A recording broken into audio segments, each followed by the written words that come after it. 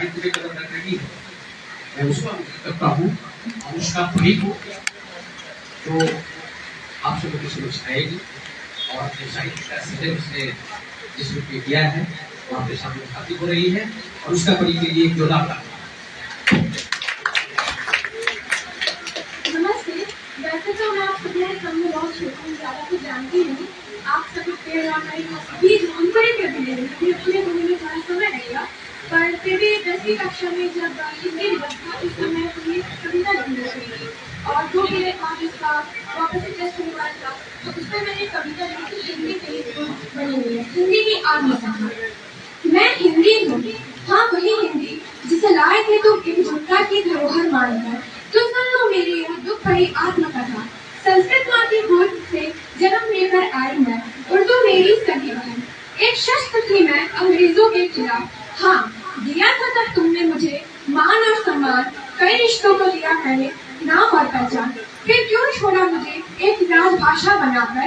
अच्छा हाँ, आ गया नया जमाना अंग्रेजी का, संस्कृत और संस्कृति को भुला ही चुके हो, अब क्यों मुझे बेचने के लिए हो।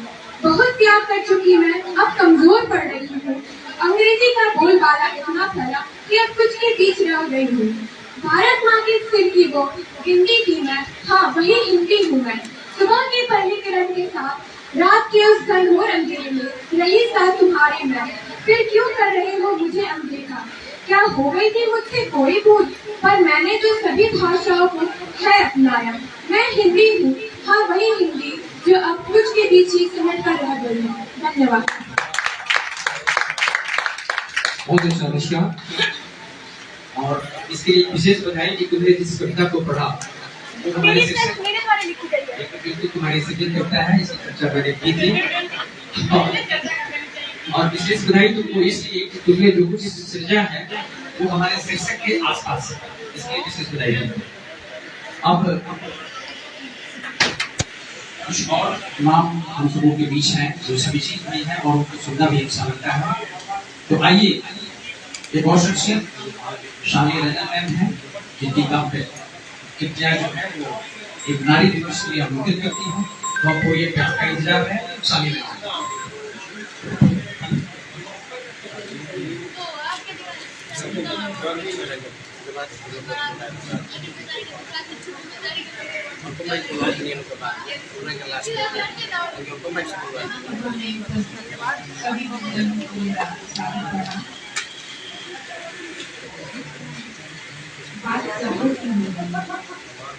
मुझे लगता है कि व्यक्ति जिस परिवेश में जन्म लेता है, जिस परिवेश में उसका लालन पालन होता है, उसी के अनुसार वो लिखता है।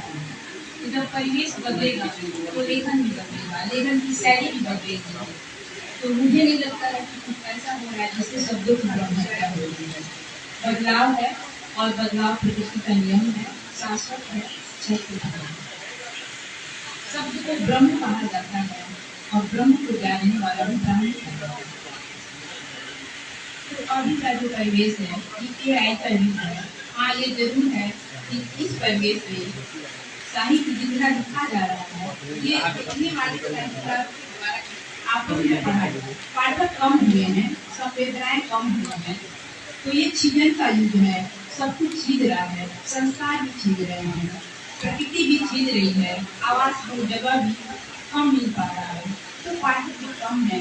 लेकिन हमारा फर्ज है हम साहित्य को बचाएं, हम साहित्य को बचाएंगे और साहित्य हमें बचाएगा। साहित्य की कसौटी भी यही है कि हर बदलाव को वो अपने आप में आत्मसात कर देता है। जरूरी नहीं है जो पहले लिखा गया है वो आज भी है।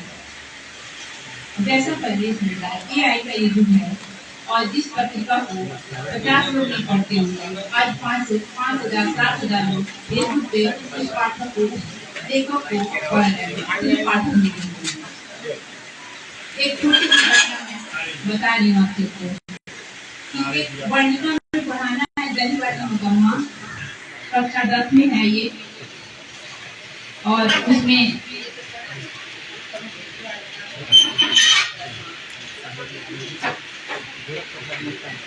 उसमें दही वाली मगम्मा एक कहानी है और मगम्मा जो है वो गांव-गांव जाकर दही बेचता है।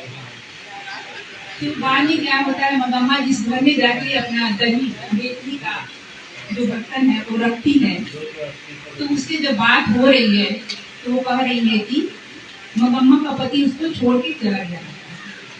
तो जब मैं क्लास में इस कहानी को पढ़ा रही थी, वृंदावन में लड़कियों का स्कूल है, तो उसमें एक प्रश्न आता है कि मगम्मा समझा रही है कि जब मालकिन से अपनी कह रही है कि तुम सच धज के रहा करो, नहीं तो जैसे मेरा पति छोड़कर चला गया है वैसे तुम्हारा पति भी तुम्हें छोड़कर चला गया। अब ये कहानी मैं पढ़ा ही रही थी कि एक लड़की खड़ी हो गई और बोली ऐसा क्यों, तब तो पति को भी सच धज के रहना होगा ना, नहीं तो पति छोड़ के चला गया। तो ये परिवर्तन है, ये समय की मांग है, और अचानक से मैं उसका जवाब नहीं दे पाई, मुझे भी सोचना पड़ा। फिर उसके बाद बोली कि आप नहीं बताइए।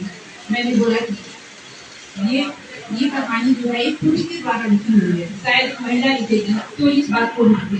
तो यही परिवर्तन है, और परिवर्तन होते रहते हैं और होना भी चाहिए। समय की मांग हुई है, हम साहित्य को भी वो हमेशा मिलेगा पड़ेगा। एक छोटी सी मेरी रचना है शब्द पर।